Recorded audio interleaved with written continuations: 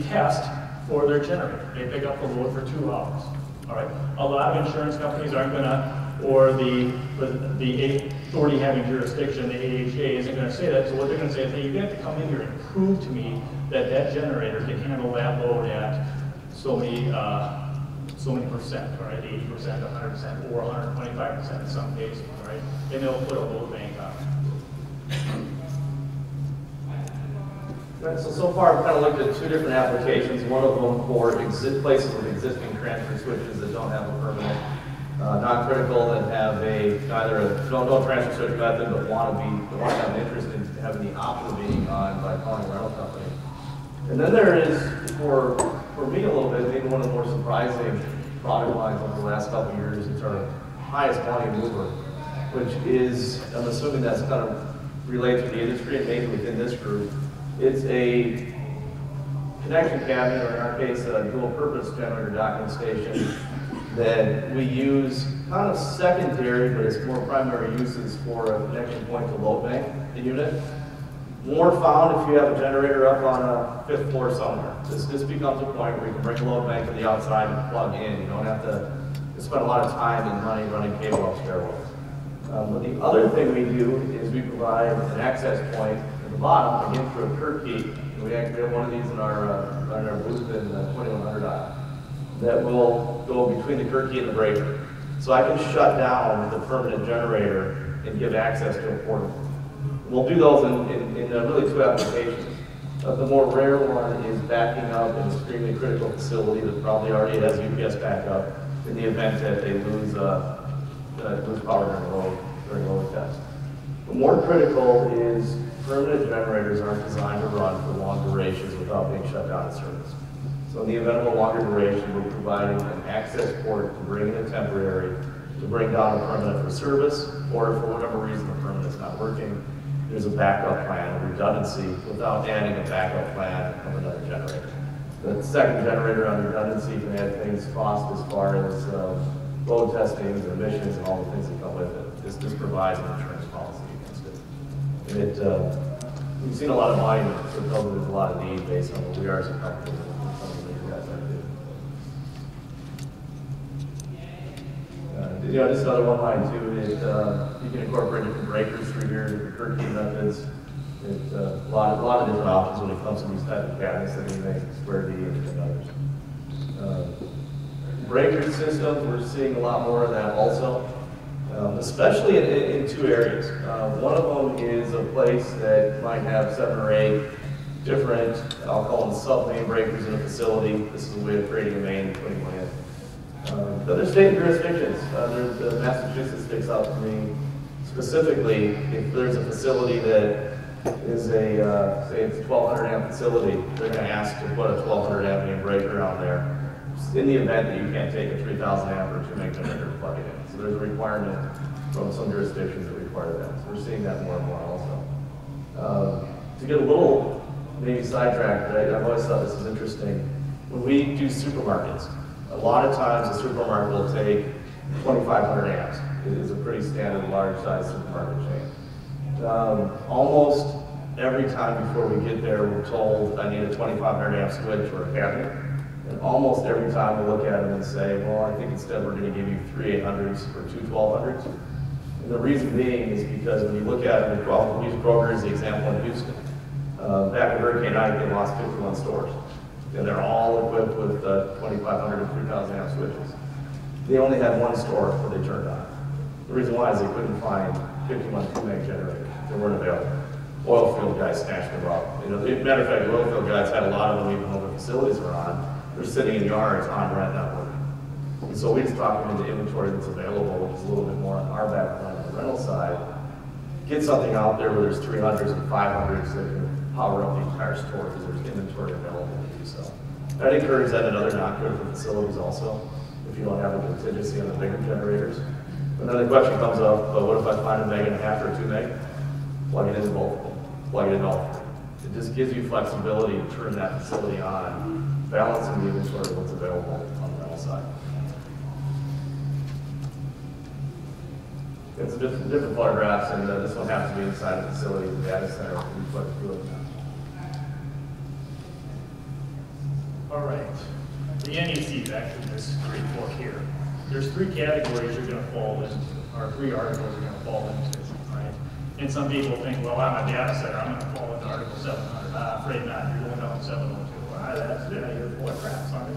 I certainly am, but that's where you are. All right, you're at 702. All right, now you can wire it to 700. All right, you can wire it to 700, and you can go.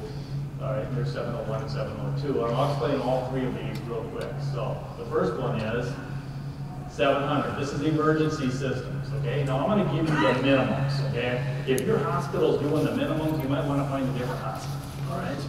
All right. All right. First thing, hospitals, healthcare facilities, large assemblies, stuff like that is going to fall into Article 700. What is Article 700 talking about? It's talking about life and safety, all right? Life and safety. There's a few rules that are going to be followed in these instances. First thing is 10 seconds. I got to have that generator up and running in 10 seconds, okay? There's a little hospital just east of me a little bit called the Mayo Clinic. And I was taking a little tour, give you a little story here. I was taking a tour with my son who was in 3rd grade, right? Now my father was an electrician, my brothers are electricians. I hope my son is not an electrician. But we're touring this facility and we're looking at these generators, large generators for this Mayo Clinic, which is probably one of the more famous hospitals in the world. And the guy goes, yep, this generator here, and I go, listen here, Paul, this one's going to start up within 10 seconds. This generator here, we're having problems with it because they are only starting up at 11 and a half seconds. I'm like, what's going on, 11 and a half seconds? I thought it was 10 seconds. He's like, yeah, but we can't get it to go because of the age. The generator was put in 1961, and they cannot get that thing up and running in the 10 seconds that it needs to be. So they have a variance to go at the 11 and a half seconds, okay, until they can get that up and running.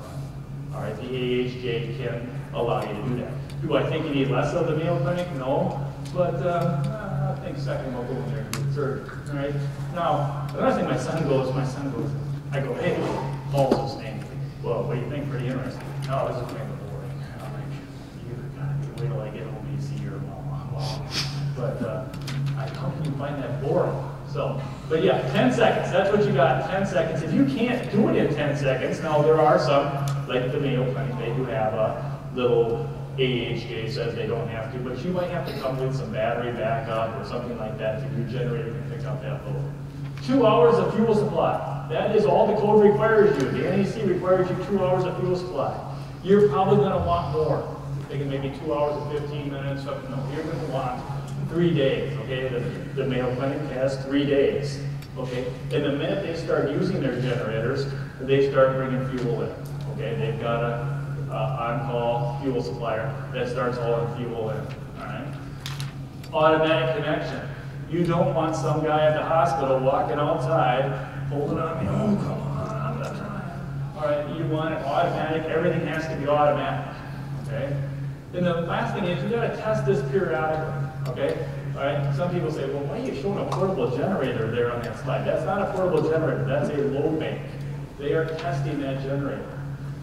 When you're in Article 700 and you go and you test a generator, you have to make sure that that generator is able to provide power even while you're testing it.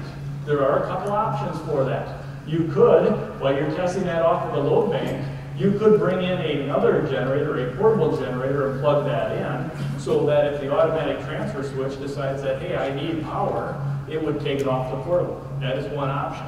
They make other options where you could load dump. There's a switch that ties into the ATS that ties into the load bank that, hey, if I'm calling for power, you shut off. There is a little problem with that in some load banks. They'll do what if I shut them off underneath the load bank test just like that? What happens to the load bank? That's right, it will destroy itself. It has all that heat captured in it and it can't get rid of it, all right? So those are some of the things that are going to take place in 700. 701 is a little bit different, but it's kind of the same, okay? Again, some rules that have to be applied in a standby system. First thing, let's talk about what a standby system would be in 701. Sewage plants, water plants, communication facilities. Right? I was wiring an ISO ring. I'll give you another little deal. In Minnesota, we have ISO rings, right? Imagine you have one around here. And I'm the contractor on the job, and there's a gen set there, and I'm like, gee, what a waste of good money to put a gen set on a ice arena. You know, and so so I talked to the electrical engineer and the architect, and I said, well, they got a generator. We could save some money by not putting the generator. He said, no, they have to have a generator. Here, we get some money from Homeland Security to have that generator here because we need that ice in case there's an emergency. If you need the ice and play a hockey game or something like that. No, because then what's going to happen in case of emergency, I've got a bunch of what? I've got a bunch of bodies I might have to what? Put on ice, for lack of a better word, right? There are all sorts of these that fall under Article 701 that people don't think of. And that would be that ice arena, all right? All right, your sewage plants, your water plants, your communications, all of that stuff might be mandated by the government in most cases that has to have power at all times. There's a few things that, here again, they don't have to have power for what? 60 seconds, 2 hours of fuel supply, automatic connections again, and you've got to test them periodically. The NEC says I got to test them periodically, and I got to show the AHJ. Now, the AHJ could be a lot of people. The AHJ could be your electrical inspector, it could be your insurance company, all right, it could be all sorts of people.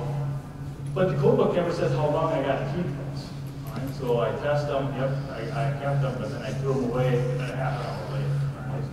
But that is one thing that will probably get changed in the near future. 702, optional standby systems. All right, optional standby systems. This is where your data facilities would apply, but you guys wire those above and beyond.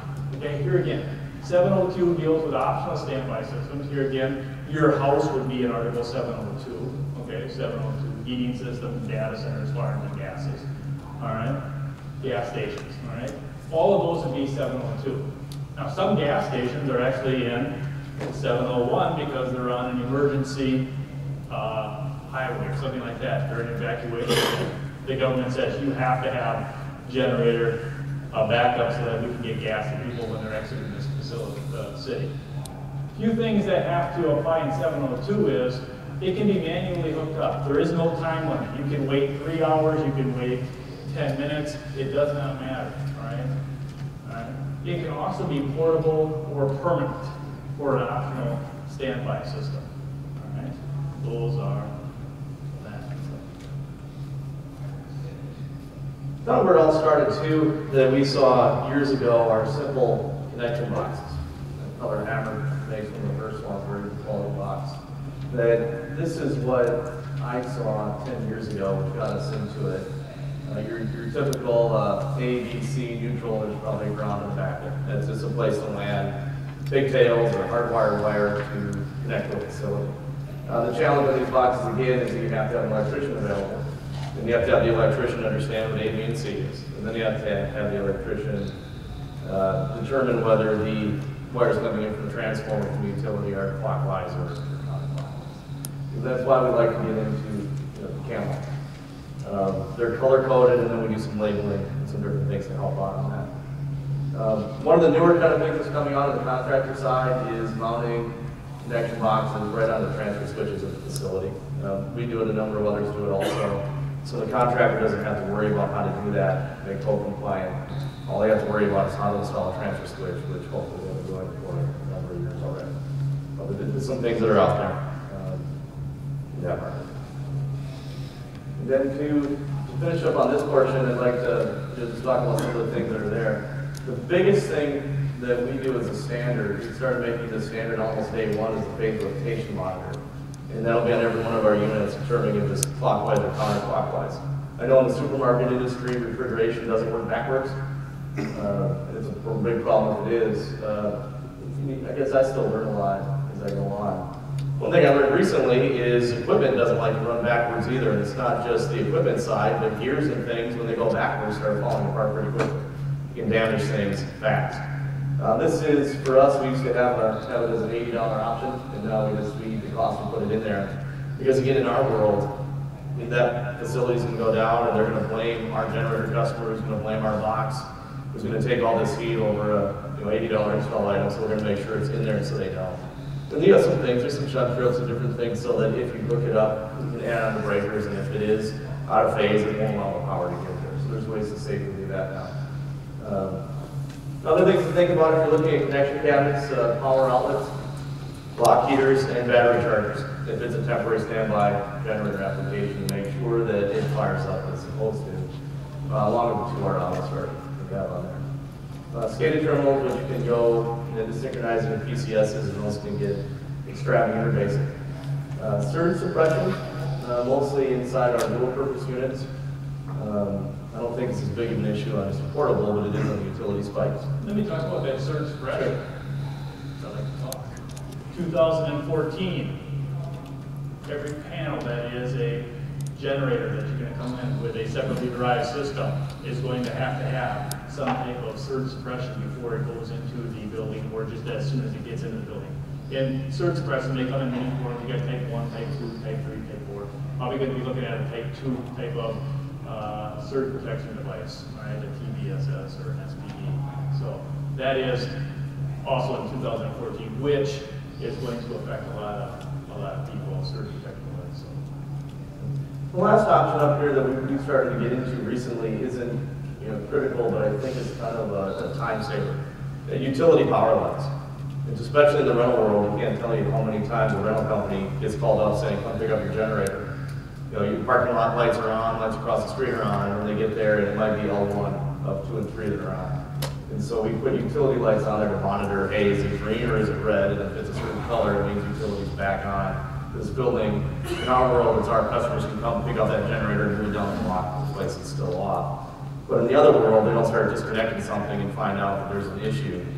I remember a few years ago in that server closet, I was trying to find a light switch to shut off. I didn't realize it was permanently on, and I finally found one to flick off, and I walked away. It was a Thursday night, and I walked away at about 8 o'clock at night looking at a guy saying, man, I shut off every light, it's fine, I still can't get the damn thing off. And basically 35 seconds later, because that guy walked out with me when he was in there, was our IT person freaking out at the fact that I shut down L3 on the server. That basically fried the server, fried the data, and all we had is an offsite backup, so I killed all the data for a week. But that does give an example of you don't want to disconnect the generator if you don't have all 3 legs on. You might have lights on in the building, they might throw a breaker. If you don't have all 3, be careful. So we're starting to have things like utility lights just as a simple way of saying, hey, this is acceptable to remove the generator from the temporary generator offline and move that out back to utility. Well, thank you guys for coming. We'll open up for any questions. Before you leave, there is a survey how we did. All right, I can show you how to do that if you have any questions. If you're way over to the right, there's a can back there with a triangle. That's where you want to put that. If you're way over to the left, the hand to the lady. Those are how that works. So. All right, any questions, comments, concerns? Any offers on my behalf?